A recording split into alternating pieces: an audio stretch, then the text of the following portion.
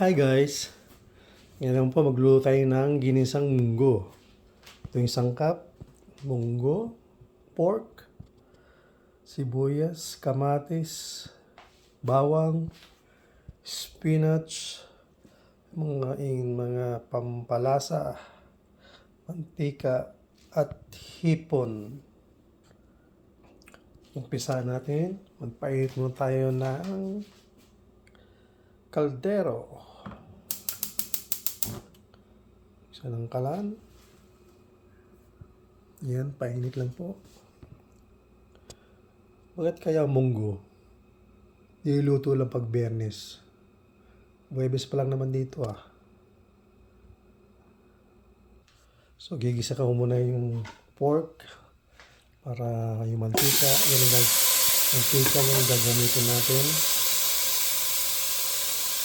Yan lang po natin yung magmantika. Dito naman, magpapainit po tayo ng munggo. Palambutin lang po natin to. Ayan. Salang po natin, yung lumambot. Ito po yung nakikita nyo sa aking likuran na aking kitchen. Yan po yung swimming pool. Ayan. Kung ikay pagod na magluto, pwede ka mag-relax dyan. Ayan, nagtutubig na siya. Mamaya mawala na yung tubig. Mantika na ang kapalit niyan. So, di na rin kailangan itong mantika. At yung pork natin, nagmantika na. Ayan, tabihan natin doon. Ayan, may mantika na. Pag nag-brown na po yan, the same time, magiging chicharon na yan. So, meron na tayo chicharon sa munggo. So, ayan, nag-brown na. Pwede natin ilipat yan, ahunin, ilipat sa isang lalagyan. So, ito, naahon ko na. Isang tabi muna. At mag-isa na tayo ng bawang, sibuyas, at kamatis. Bawang, sibuyas, kamatis. Ilagyan na itong hipon.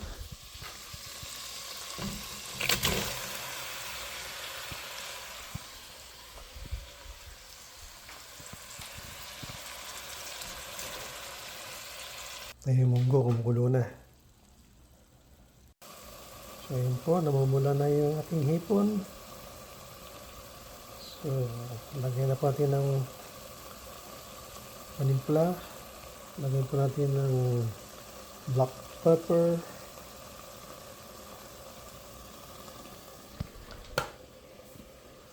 Konting asin. Konti lang. Haluin.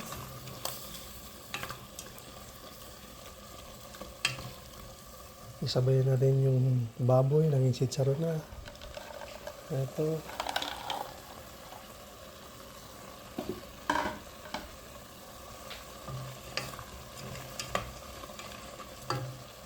Takpan.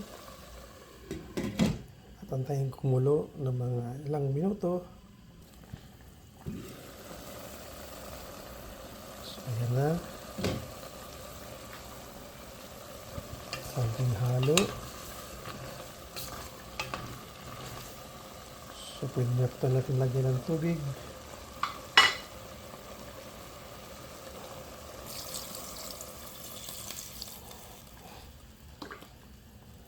Ayan.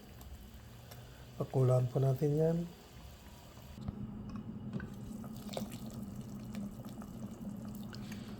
Isalin na po natin yung pinakulang munggo.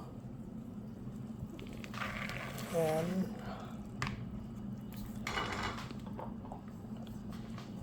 Haluin. Ayan. So, antayin na po natin maluto. Takpan muna. Timplahan na po natin. Magic sarap. At powder.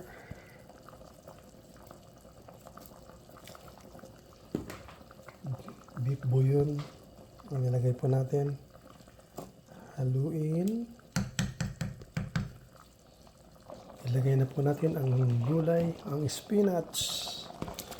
Yan.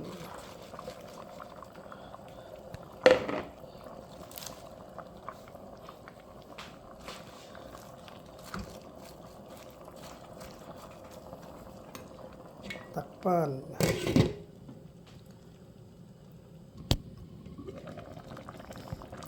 So, ayan na po, luto na. Luto na po ang ating ginisang munggo with pork and shrimp and spinach. So, salamat po sa panonood. Ingat po kayo. God bless.